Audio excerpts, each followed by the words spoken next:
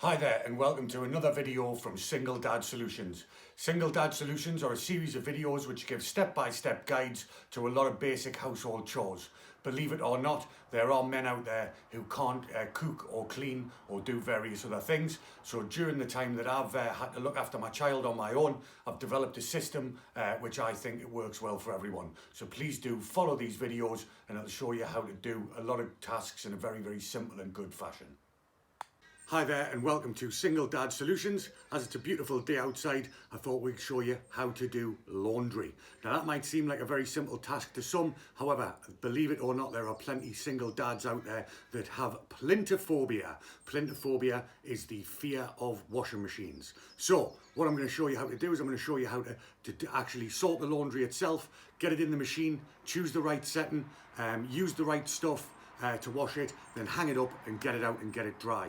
Now, like I say, that might seem like a simple task to some, but I do know there are many guys out there that do struggle with this. Now, I also must hasten to add, this is the way that I do things. This is the way that I have developed my idiosyncratic techniques over many, many years. So like I say, this isn't how they say to do it on the labels. This isn't how they say to do it on the machine. This is how I do it to get the best results in the quickest possible time. Okay, so in order to get your laundry done in a quick and efficient manner, there are certain things that you are going to have to invest in. All right, number one, I would suggest that you invest in yourself in a decent laundry basket. Obviously, that doesn't help you actually doing the laundry, but what it does make sure is that it keeps your bedroom tidy.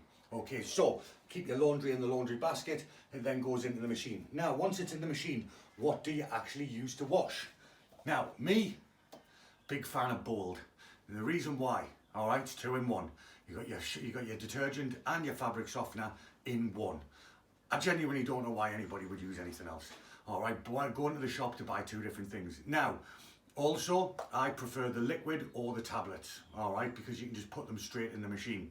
All right, if you're using washing powder, you've got to use the drawer and it gets very messy, etc., and there's different drawers, etc. Very, very complicated compared to just what you do is you fill this thing up and you stick it in the machine on top of the clothes and away you go. So that's the detergent that we're going to be using, which is Bold, and it's a lovely lavender and chamomile smell, and it leaves your washing smelling nice. Now, getting the washing out of the machine. Again, invest in a basket. This was like £3 in Tesco's. It's genuinely worth every single penny. Because if you've ever tried to take washing out of the machine without a basket and carry it around, you'll know how much of a pain in the arse it can be. Okay, so once the washing's actually clean and you need to get it dry, there are 2 other things that I have got here that I certainly feel are worth every single penny. So first of all, I've got myself a clothes horse. All right, or a dryer or a rack, whatever you may call it. Okay, so again, this was like what, £7 in B&M, something like that. Not a huge amount of money. Again, absolutely invaluable. I live in an apartment, so I don't have a washing line outside. Luckily, I've got a bit of a balcony outside, so I can stick my clothes horse out there and dry my clothes when the weather's good. Okay, but you are going to need something to hang your clothes on if you don't have a washing line outside. And finally, a piece of kit which I think is invaluable, and for me personally, I wear a lot of polo shirts and I wear a lot of shirts for work. So we've got a dryer here which is specifically designed to hang things up on coat hangers. So again, invest. Spend a little bit of extra money. Wire coat hangers are shit and you don't want to use them. Spend a little bit of money. These wooden coat hangers, they work out, if you buy a decent amount, they're about 80p each on eBay.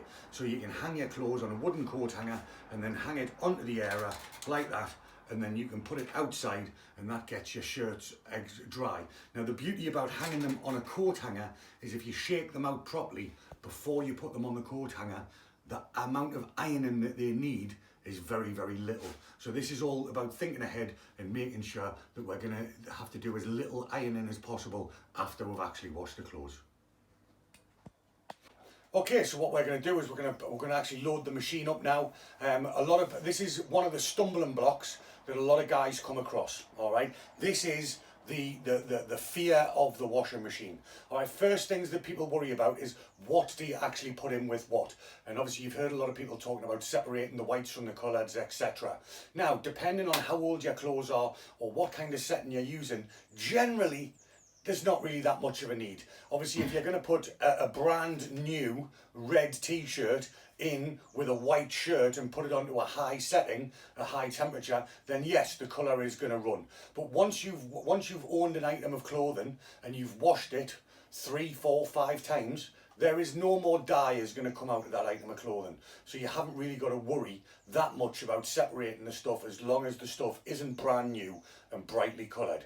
So if you're like me, most of the colours that I wear are fairly sort of sedate and dark, sort of dark blues, blacks, greys, etc. So they can all just go in together, even if there is, like, you know, white vests and pants and stuff like that.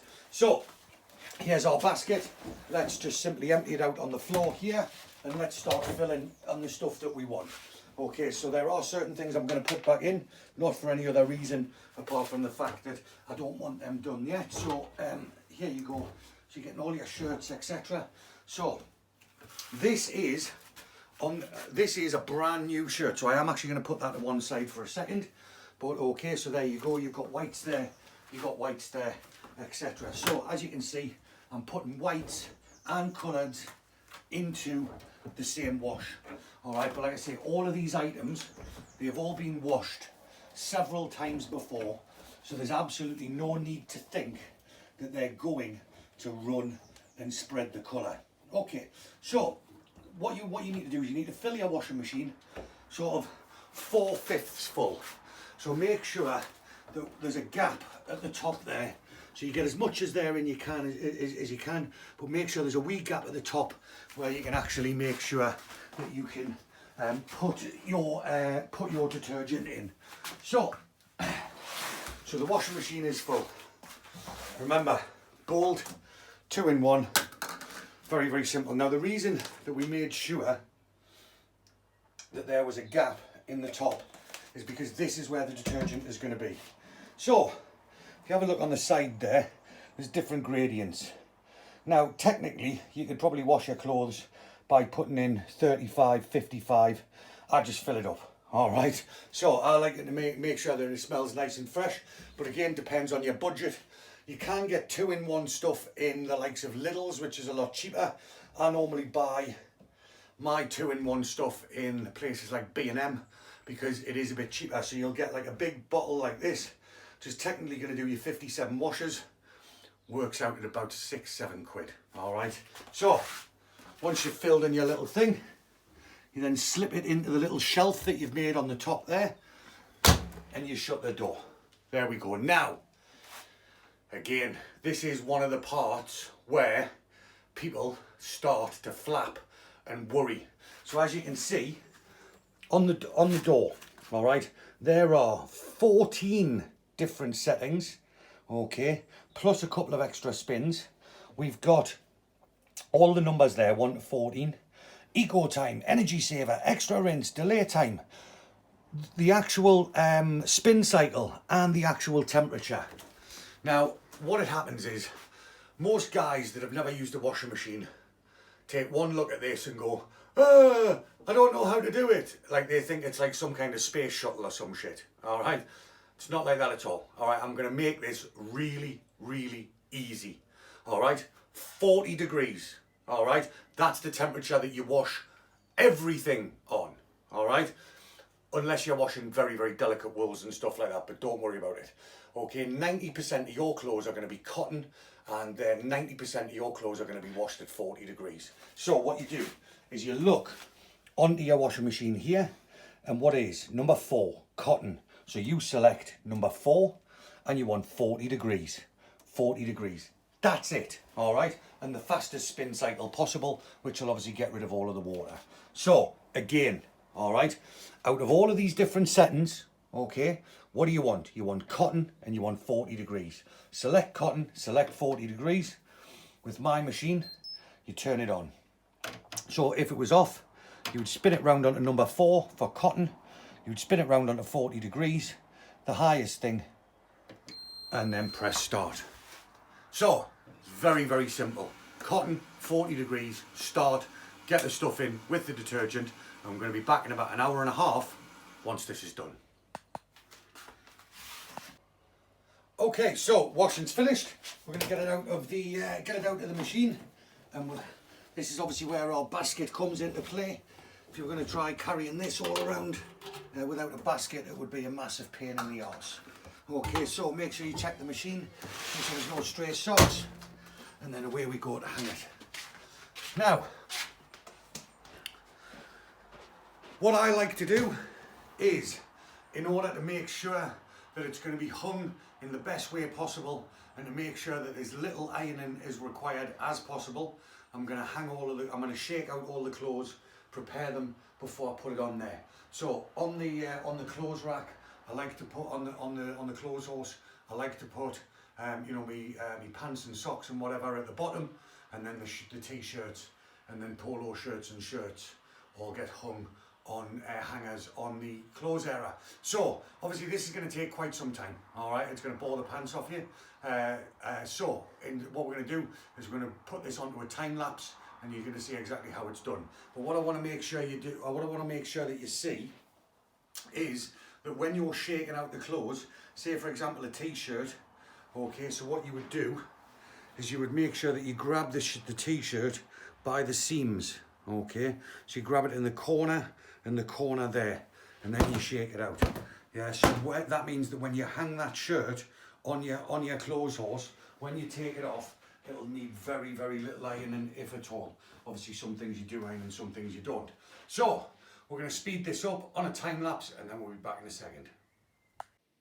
Okay, so as you can see, everything's getting shaken out and flattened out and then put onto the rack. So obviously the pants and socks go on the bottom, and then everything else can find a space. Obviously depending on how much you've got, you can either give it 2 bars or 1 bar to hang up.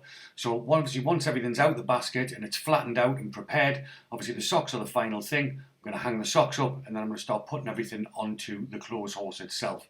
And again, make sure it's flat and evenly spaced to get it nice and dry. Then obviously I'm going to move on to the polo shirts. Then I'm going to go on the wooden hangers. They're nice and flat and nice for drying.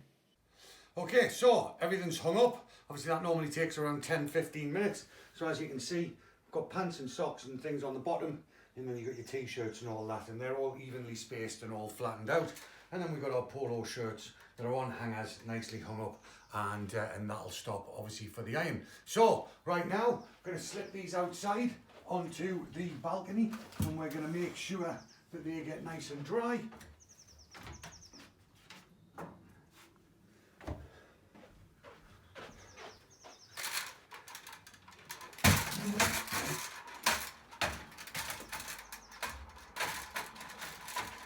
So there you go. That's how you do your stuff. Like I say, this may seem like trying to teach trying to teach an old dog new tricks. There's many people out there, it's second nature doing laundry, but believe it or not, there are lots of guys out there that I know who do not have the ability or, the common sense to actually go ahead and do that. And the main things that they're scared about is putting the wrong thing in the machine and putting it on the wrong setting. So follow those simple instructions that I've given you, and you shouldn't have any problems. Please like, please subscribe, and any questions, put them in the comments.